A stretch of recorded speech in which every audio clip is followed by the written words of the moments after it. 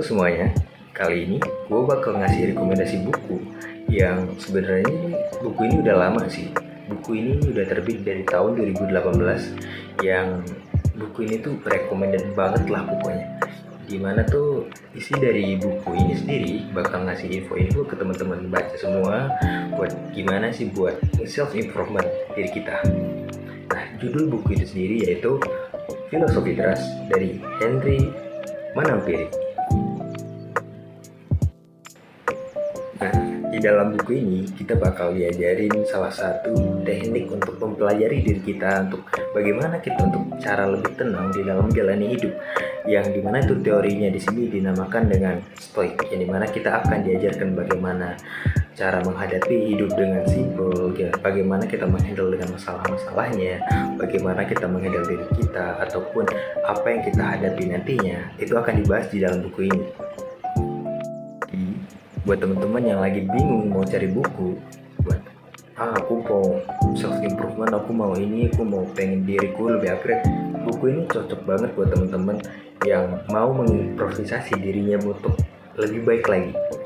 Jadi buku ini recommended banget.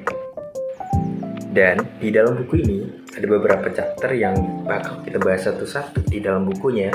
Yang di chapter pertama itu ngebahas tentang gimana survei kekhawatiran secara nasional. Di sini tuh bakal dibahas. Dan di chapter kedua itu ngebahas tentang bagaimana sih sebuah filosofi yang realistis yang dapat kita gunakan untuk kehidupan kita sehari-hari dalam pandangan stoik. Yang dalam chapter ketiga kita bakal nemuin bagaimana sih hidup yang selaras dengan alam, bagaimana cara kita hidup untuk lebih relevan dengan kehidupan seharusnya. Dan di bab ke chapter keempat kita bakal ngebahas tentang bagaimana dikotomi yang terkendali, bagaimana kita mengendalikannya dan bagaimana itu seharusnya terjadi.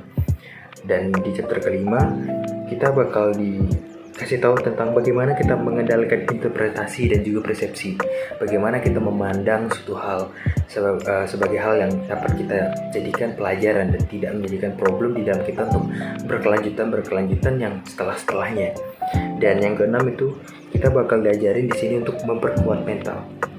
Dan yang ketujuh kita bakal belajar tentang bagaimana hidup di antara orang-orang yang menyebalkan. Di sini kita bakal belajar bagaimana kita menghandle diri kita, bagaimana kita tidak terpengaruh oleh orang lain, ucapan orang lain dan segala macam. Dan di bab ke-8 kita bakal diajarin gimana sih untuk menghadapi kesusahan dan juga musibah. Dan di sini kita bakal ditarik untuk kita tidak harus berlarut-larut dengan masalah yang terjadi gitu. Dan di bab ke-9 di sini ini penting banget juga karena di dalam buku ini diajarkan juga untuk bagaimana cara orang tua untuk mendidik anaknya. Dan di chapter selanjutnya, chapter 10 itu ada Citizen of the World. Nah, di sini itu bakal dirangkum bagaimana tentang masalah-masalah dunia terkait keresahan-keresahan, dan di sini tuh bakal dibahas. Dan di bab ke-11 ini bakal ngebicarain tentang kematian, gimana sih pandangan stoik tentang adanya kematian dan bagaimana kita cara untuk menghadapi itu nantinya dengan tenang gitu. Dan di bab ke-12 itu ada penutup, dan bab ke-13 itu ada praktik filosofi trustnya itu sendiri. Dan di chapter selanjutnya itu ada catatan dari kasus pandemi kemarinnya. Dan buku ini rekomend banget buat teman-teman yang lagi cari cara buat lebih nyaman dengan hidup. Jadi buat teman-teman yang tertarik buat beli buku ini, link deskripsinya gue taruh di bawah ya, silahkan dicek.